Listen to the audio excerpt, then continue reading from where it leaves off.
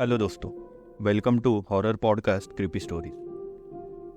आज की कहानी है आखिरी बस। ये नागेश की कहानी है। रात के अब 11 बज चुके थे। भाई, अब तो कोई बस मिलना मुश्किल है। अगर आज आखिरी बस जरा लेट छूटी होगी तो शायद मिल जाएगी, वरना आज की रात मुझे यही बस स्टॉप पे बितानी पड़ेगी। ऐसा अपने मन में ही सोचकर नागेश ने अपनी बैग ठीक की और सामने के बेंच पर जाकर बैठ गया। लेकिन नागेश को कहाँ पता था कि आज वो मौत का सफ़र करने वाला है। नागेश एक बड़ा ही होनहार लड़का था।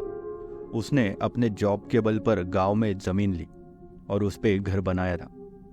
घर वाले हमेशा से उसके पीछे पड़े रहते थे कि शादी कर लो, लेकिन वो कहता था जब तक मेरी पसंद की लड़की नहीं मिलेगी तब तक मैं शादी नहीं करूँगा। उसका कहना भी सही था।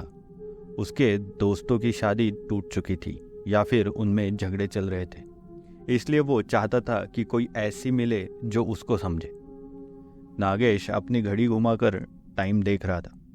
अभी 11:30 बज चुके थे। अब उसने बस की आस खो दी थी, लेकिन तभी सामने से हॉर्न मारते हुए एक बस आई। शुक्र है बस तो आ गई, नागेश ने अपने आप से कहा। कंडक्टर ने दरवाज़ा खोला और नागेश बस के पीछे के दरवाजे से अंदर आया। टिकट निकाले और वो आराम से बैठ गया। लेकिन कंडक्टर ने कहा, यह बस आज रास्ते में ही रुकेगी, आखिरी स्टॉप पे नहीं जाएगी साहब। आपको बीच से कुछ इंतज़ाम करना होगा, वरना अभी मत चढ़िए। इसके इंजन में खराबी है, बहुत गर्म हो चुका है। नागेश को और पसीना चालू हुआ।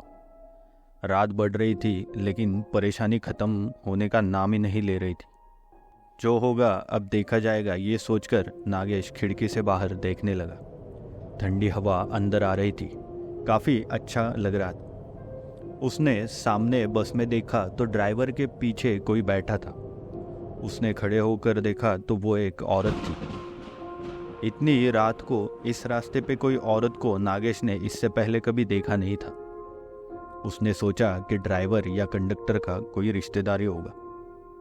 अब नागेश को खुद पता नहीं था कि बस आगे जाकर कहाँ छोड़ने वाली है। अब 12 बज चुके थे। बस एक जगह रुक गई। ड्राइवर बोला, साहब जी, अब यहाँ से आगे बस नहीं जा पाएगी, तुम उतरकर अपना जाने का जुगाड़ देख लो भाई। नागेश का घर आने को अभी कम से कम 10 मील का फासला था और रास्ते से घना जंगल, पैदल जाना खतरे से खाली नहीं था। नागेश नीचे उतरा और रास्ते पे एक जगह जाकर रुक गया। उसके पीछे वो औरत भी उतरी। नागेश ने उसको जैसे ही देखा, वो तो बस उसे देखता ही रह गया। वो बला की खूबसूरती थी। वो एक लड़की थी। उसको देखकर नागेश अपने घर जाने की परेशानी भूल ही गया। वो तो उसको देखते ही रह गया।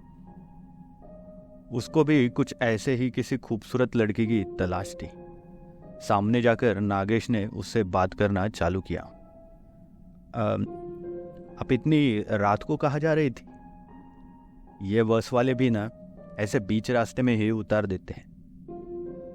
उस लड़की ने एक बार नागेश को देखा। उसकी आंखें बहुत ही खूबसूरत थी।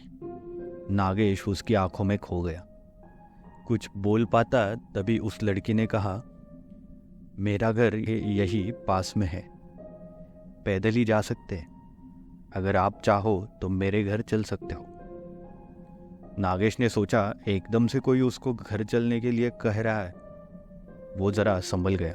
उसने कहा, नहीं नहीं नहीं, मैं यही रुकता हूँ, कोई ना कोई वाहन मिल जाएगा मुझे अपने घर तक जाने के लिए। चला जाऊँगा मैं, कोई बात नहीं, बेवजह आपको तकलीफ़ क्यों? अरे घबराओ मत, मैं और मेरी माँ रहती है घर में। अगर चलना हो तो मेरे साथ चल सकते हो। इतना विश्वास नागेश के लिए काफ़ी था। लड़की अभी आगे घने जंगल की ओर चलने लगी। उसके पीछे पीछे नागेश भी चलने लगा। घना जंगल और कच्चा रास्ता। नागेश ने चप्पल पहनी थी। उसको जल्दी चलना मुश्किल हो रहा था। काफ़ी दूर जाने के बाद अब नागेश के पैर गीली मिट्टी में फंसने लगे थे। रास्ते में दोनों बिल्कुल भी बात नहीं कर रहे थे। अचानक नागेश की चप्पल कीचड़ में अटक गई। वो निकालने के लिए अपने मोबाइल का टॉर्च चालू कर और नीचे देखा, चप्पल कीचड़ में अटकी हुई थी। नागेश ने चप्पल को हाथ में लिया और वापस चलने लगा। सामने भयंकर अंधेरा था, कुछ भी दिख नहीं रहा था। पीछे वो रास्ता यानी जहाँ से वो बस छोड़कर आया था, और ना ही वो लड़की जिसके पीछे पीछे नागेश चल रहा था। उसने आवाज़ लगाने की चाही, लेकिन आवाज़ देता तो क्या देता और किसको? वो नाम भी तो नहीं जानता था उस लड़की का। हे भगवान, अब मैं क्या करूं? कहाँ जाऊं? ये कीचड़ भी ना। सच में मैंने इसके पीछे आके गलती तो नहीं कर दी? नागेश खुद से ही कहने लगा। नागेश ने अपने मोबाइल में देखा तो बैटरी भी ज़्यादा नहीं थी और नेटवर्क भी उस जंगल में आना मुश्किल था। लाइट लगाने के लिए बाद में काम आ जाएगा, ये सोचकर उसने मोबाइल बंद कर दिया। लेकिन आजू बाजू देख के पता चल रहा था कि कोई जंगली जानवर नज़दीक है। लेकिन उसे आजू बाजू से पत्तों की और सरसराहट की आवाज़ आने लगी। नागेश एकदम से डर गया। उसको पता नहीं चल रहा था और अंधेरे में दिख भी नहीं रहा था कि आसपास क्या है। थोड़ी देर बाद उसे लगा कि कोई जंगली जानवर नज़दीक आ रहा है। उसने जल्दी से आसपास एक चढ़ने लायक पेड़ देखा और पेड़ पे ऊपर चढ़कर बैठ गया। वहाँ उसको कोई खतरा नहीं था। अपनी बैग लेकर वो एक टहनी पर बैठ गया। नींद आ रही थी, लेकिन उसको वो लड़की का चेहरा सामने आ रहा था और डर था कि अगर सो गया और नीचे गिर गया तो लेने के देने पड़ जाएंगे। इसलिए आंखें फाड़कर उल्लू की तरह जग रहा था। नीचे खूंखार जंगली सुअर घूम रहे थे। अच्छा हुआ वो ऊपर था, वरना क्या होता पता नहीं। थोड़ी देर बाद चिड़ियों की आवाज़ आने लगी। नागेश समझ गया कि अब सुबह होने वाली है। अब उसका डर थोड़ा कम हुआ। थोड़ा उजाला आते ही उसने वो लड़की का घर तलाश करने के लिए निकल गया। काफी दूर जाने के बाद उसे एक घर दिखा। जरा पुराना ही था। नागेश ने देखा कि अब सामने जंगल थोड़ा कम है और थोड़े सामने जाकर देखा तो बहुत दूर कुछ और भी घर दिख रहे थे। शायद कोई गांव ही होगा। वो वापस उस घर की तरफ आया। बाहर से आवाज़ लगाई, हेलो, कोई है अंदर? हेलो, कोई है? उसने खिड़की से झांक कर देखा। दीवार पर कुछ फोटो लगे थे। उसमें लड़की की फोटो भी थी जो कल रात उसको मिली थी। उसने कहा था उसकी माँ भी यही रहती है, लेकिन वो तो कहीं दिख नहीं रही थी। नागेश के मन से वो लड़की भूली नहीं जा रही थी। वो उसी घर के बाहर उसका इंतज़ार करते रुक गया। तभी कुछ भेड़ बकरियां लेके एक आदमी आया। नागेश ने उसके पास आते ही सवाल किया, अरे भाई, तुम वो सामने वाले गांव से हो? जंगल में सुनसान जगह पर एक आदमी देखकर वो बकरी वाला चौंक गया। साहब आप कौन हो और यहाँ कैसे? रास्ता भूल गए क्या? नागेश ने हैरानियत से कहा, हाँ भाई, कल रात को यहाँ तक आ गया हाईवे से। यहाँ एक लड़की थी, मुझे उसके बारे में जानना था। क्या तुम जानते हो वो लड़की कहाँ रहती थी या कुछ उसके बारे में? क्या कहा? यहाँ इस घर में? मैंने तो कभी नहीं देखा। मैं यहाँ आता रहता हूँ साहब। रोज मुझे बकरी चराने के लिए जंगल से ही गुजरना पड़ता है। बकरी वाला हैरानियत से बोला। नागेश को लगा शायद ये जानता नहीं इसलिए ऐसे बोल रहा है। उसके जाने के बाद नागेश ने वहीं रुककर उस लड़की का इंतजार करना बेहतर समझा। उसको बहुत भूख लगी थी, लेकिन उस लड़की के सामने उसे और कुछ भी नहीं सूझ रहा था। नागेश पूरा दिन उस लड़की की तलाश में उसी घर के आसपास घूमता रहा। पेड़ से कुछ फल निकाल कर खा के वहीं पे बैठा रहा। ऐसे करते शाम होने को आई।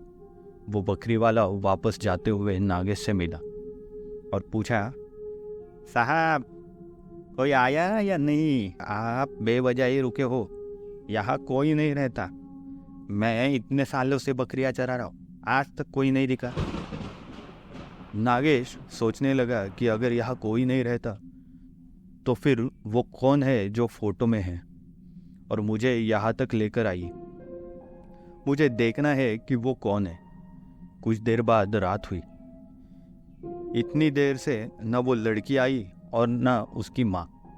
अब नागेश से रहा नहीं गया, लेकिन वापस जाना मुश्किल था, इसलिए उसने वही एक पेड़ जहाँ पे उसने पहली रात गुजारी थी वहीं पे अपना बिस्तर बना लिया और उस पेड़ पर चढ़कर बैठ गया। घना अंधेरा छाने लगा। वो सामने घर दिख रहा था। नागेश अब घर से जरा दूर था। बाहर उल्लू आवाज़ कर रहे थे। जरा सी आवाज़ पर झट से गर्दन मुड़ जाती थी। खुद की सांस और धड़कन भी नागेश को अब महसूस होने लगी। तभी अचानक सामने से एक सफ़ेद कपड़ों में लड़की आते हुए दिखी। उसको देखकर नागेश को बड़ा अच्छा लगा।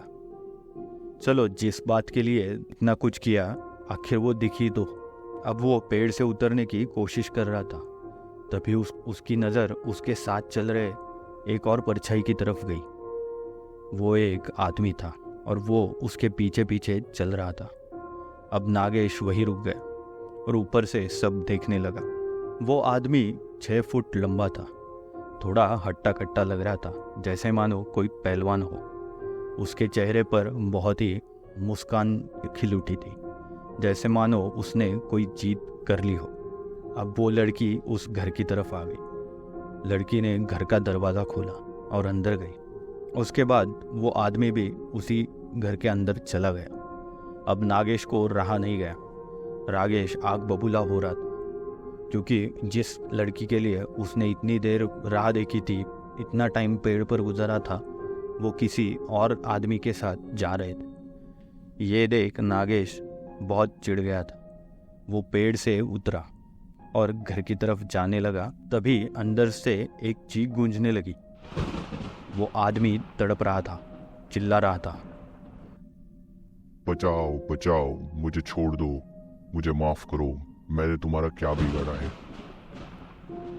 नागेश इधर डर से नागेश के पैर जगह पे ही रुक गए। इधर वो डर से कांप रहा था।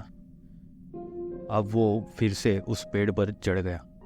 कुछ देर बाद उस आदमी की चीखें बंद हो गई। सब शांत हो गया। वो आदमी शायद मर चुका था। नागेश अब वही पेड़ पे फिर से पूरी रात गुजारने के लिए तैयार था।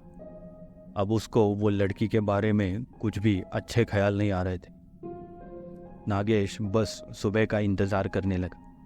जैसे ही सुबह हुई, वो पेड़ से उतरा। दरवाजे के बाहर तक खून बह रहा था। अंदर जाकर देखने की हिम्मत नहीं हुई। वो जहाँ रास्ता मिले उधर भागने लगा। उसने अंदर वो लड़की है या नहीं ये भी नहीं देखा। भागते हुए कैसे तो उसको हाईवे मिल गया और जैसे तैसे वो अपने घर तक पहुंच गया। उसके साथ जो हुआ वो जैसे ही बताने जा रहा था, उसकी ज़बान नहीं चल रही थी। बोलना तो बहुत कुछ था, लेकिन कुछ बोल नहीं पा रहा था। उसका मुंह सिल चुका था। नागेश को दवाखाने भर्ती किया गया और उस पे इलाज चालू हो गया। किसी को कुछ समझ नहीं आ रहा था कि उसको हुआ क्या है। डॉक्टर ने उसको पागल करार देकर पागलों की ट्रीटमेंट चालू कर दी। इधर जंगल में वो बकरी वाला आज शाम को भी फिर से उसी घर की तरफ आया और वो जानबूझकर आज आया था तसल्ली करने, ये देखने कि कल का आदमी है या नहीं। जैसे ही भेड़ बकरी वाला वो घर के पास आया, उसने देखा तो बाहर खून ही खून बह रहा था। वो डर गया, लेकिन उसको अंदर झांकने की इच्छा हुई। धीरे धीरे वो बकरी वाला घर की तरफ गया और खिड़की से अंदर झांक रहा था। वो भयंकर नज़ारा देख वो बहुत डर गया। उसने देखा कि वो लड़की अंदर ही थी। वो आदमखोर बन चुकी थी। खून ही खून सारी घर में फैला हुआ था। वो जानवरों जैसे उस मरे हुए आदमी का मांस खा रही थी। बकरी वाले के मुंह से चीख निकलने लगी, लेकिन वो आखिरी बार थी, क्योंकि उसको देखते हुए उस लड़की ने देख लिया था और उसको देखते ही वो लड़की शैतान बन गई। उसके सफ़ेद कपड़े अब भयंकर लाल हो चुके थे, उसकी आंखें आग बबूला और बड़ी हो चुकी थी, जैसे मानो अंदर की भुया ही नहीं थी। उसके पैर उल्टे थे और हाथों के नाखून अजीब तरह से बड़े हुए थे। शरीर पर बहुत सारे जख्म लगे और जगह जगह से खून बह रहा था। ये सारा डरावना मंजर देख वो बकरी वाला भागने की कोशिश करने लगा, लेकिन उसका कुछ फ़ायदा नहीं हुआ, क्योंकि जैसे ही वो भागने लगा वो उल्टे पैर वाली औरत तेज़ी से उसके पास हुई। दरवाजे से बाहर निकले बिना ही उसके हाथ लंबे होने लगे और उसके हाथों ने झपट से बकरी वाले को पकड़ लिया और घर के अंदर खींच लिया। अंदर एक कुर्सी पे उसको फेंका गया। बकरी वाला बहुत डर गया था, उसको समझ नहीं आ रहा था कि क्या करे। तब तक वो भूतनी उस आदमी को खा रही थी। जैसे तैसे करके बकरी वाले के मुंह से आवाज़ निकली, मैंने क्या किया है, मुझे छोड़ दो। जैसे उसने कहा, उस भूतनी का शरीर वैसे ही था, लेकिन उसकी गर्दन पूरी पीछे की तरफ घूम गई। ये देख बकरी वाले को उल्टी आ गई। उसको अब कुछ समझ नहीं आ रहा था। उसको पता चल गया था कि आज उसकी आखिरी रात है। बकरी वाला कुछ कह पाता तभी वो लड़की उल्टे पैर चलते चलते उसके पास आ गई। धीरे धीरे उस लड़की ने उसके बाल पकड़ लिए और अपने नाखून से गर्दन पर नोचने लगी। उसकी गर्दन से अभी पिचकारी की तरह खून बहने लगा था। वो बकरी वाला चिल्लाता रहा, लेकिन कुछ कर नहीं। उस भूतनी ने उसको भी मार डाला और उसका भी खून पी लिया और उसका भी खून अब उस घर से बाहर की तरफ बहने लगा। अब काफ़ी रात हो चुकी थी। जंगल सुनसान और खूंखार बन गया था। उस खूबसूरत लड़की के अंदर शैतानी आत्मा का राज तो सिर्फ नागेश जानता, लेकिन अब वो पागल हो चुका था। वो लड़की अपने सफ़ेद लिबास में घर से फिर से बाहर निकली और अपने शिकार की तलाश में हाईवे की तरफ चल ली। क्या पता वो आपको कहीं मिल जाए। थोड़ा संभल कर ये सफ़र कीजिए। थैंक यू दोस्तों। आज की कहानी आपको कैसी लगी हमें कमेंट में ज़रूर बताएं।